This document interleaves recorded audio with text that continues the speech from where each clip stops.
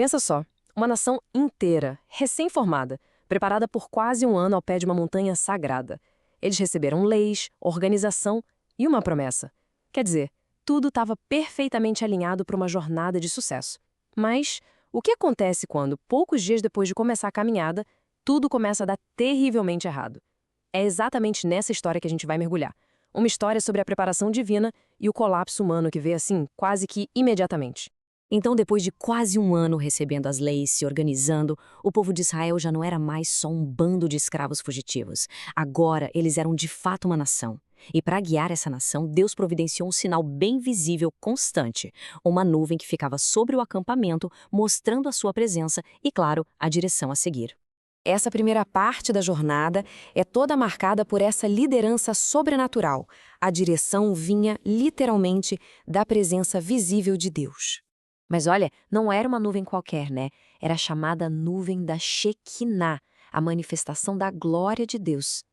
Durante o dia, ela dava aquela sombra no deserto escaldante. E à noite ela se transformava numa coluna de fogo, dando luz, calor e proteção. Era um lembrete constante de que Deus estava ali, com eles. A simplicidade e a perfeição desse sistema eram incríveis. Era um GPS divino, praticamente. Não tinha espaço para dúvida. Se a nuvem se movia, o povo desmontava o acampamento e seguia. Se a nuvem parava, eles acampavam. E isso podia ser por 2 dias, 1 mês ou até mais tempo. E o que os registros contam é que no início a obediência era total. Eles cumpriam o mandado do Senhor, direitinho. Mas a direção era só o começo. Pensa bem, coordenar os movimentos de uma nação inteira exigia um sistema de comunicação impecável. Imagina o desafio logístico que era isso. Como é que se passa um comando para uma nação inteira acampada no meio do deserto? Bom, a solução divina foi a criação de 2 trombetas de prata. Para a época, era alta tecnologia. Elas garantiam que as ordens dos líderes chegassem para todo mundo de forma rápida e sem confusão. E o sistema tinha uma precisão incrível, com uma linguagem própria, sabe? Nos toques, um som específico para reunir todo mundo, a congregação inteira, outro som só para os líderes, um toque de alarme para dar largada para as tribos do leste, o segundo toque para as tribos do sul, enfim, tudo era perfeitamente orquestrado, sem bagunça. E aí o grande momento chega. A nuvem se ergue, as trombetas soam. A nação que tinha chegado no Sinai como um bando de refugiados, agora parte como um exército organizado. Uma nação com leis, com um santuário e com uma liderança divina. A esperança e o otimismo estavam no auge. Esse era o grito de guerra, a oração que Moisés fazia sempre que a Arca da Aliança, que era o símbolo do trono de Deus, se movia. Isso expressa uma confiança absoluta no poder de Deus para ir na frente deles e garantir a vitória. Esse é o ponto mais alto da fé e da expectativa. Só que essa atmosfera não ia durar muito tempo. E aqui que a narrativa dá uma virada brusca. Aquela marcha triunfante que começou com tanta ordem, com tanta fé, rapidamente se transforma num caos de insatisfação e rebelião. A jornada mal tinha começado. 3 dias, e as queixas já apareceram. Primeiro foi sobre as dificuldades do deserto. Depois, a coisa piorou. Um grupo de estrangeiros que estava no acampamento começou a sentir falta da comida do Egito. Essa saudade virou um desejo, e esse desejo se espalhou que nem fogo. Daqui a pouco, a nação inteira estava chorando, se lamentando nas suas tendas.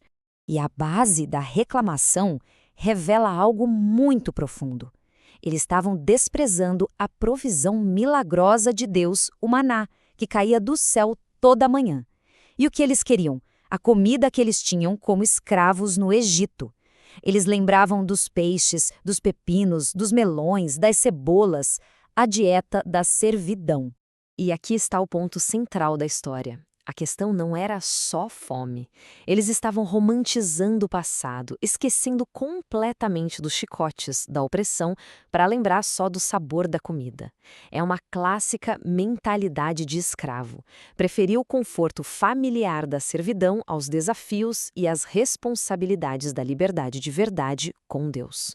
A situação chega a um ponto de ruptura. E não só para o povo, mas também para o líder deles. Moisés, sobrecarregado com o peso de uma nação ingrata, chega no seu limite.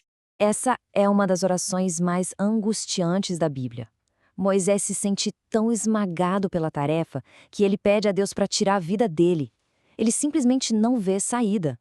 A grande diferença é que, enquanto o povo reclamava uns com os outros, Moisés levou a sua queixa diretamente para Deus. A resposta de Deus aqui é fascinante. Para a oração sincera de Moisés, a resposta é de alívio, de compaixão. Ele manda Moisés escolher 70 anciãos para ajudar a liderar. Mas, para a reclamação incrédula do povo, a resposta é bem diferente.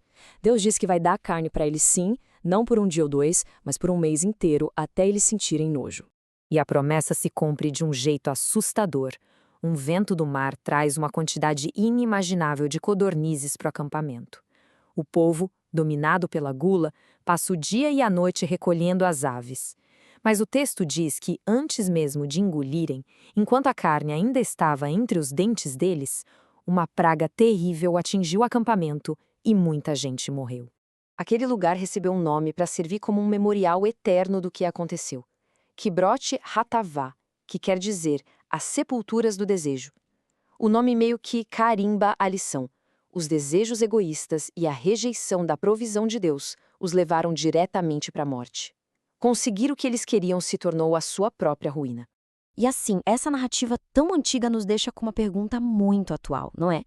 Ela expõe essa tendência humana de focar no que a gente não tem, em vez de agradecer pelo que já foi dado. É uma história sobre como a insatisfação pode fazer a gente esquecer de grandes livramentos e desprezar milagres diários, nos levando a desejar as cebolas do Egito em vez da liberdade prometida.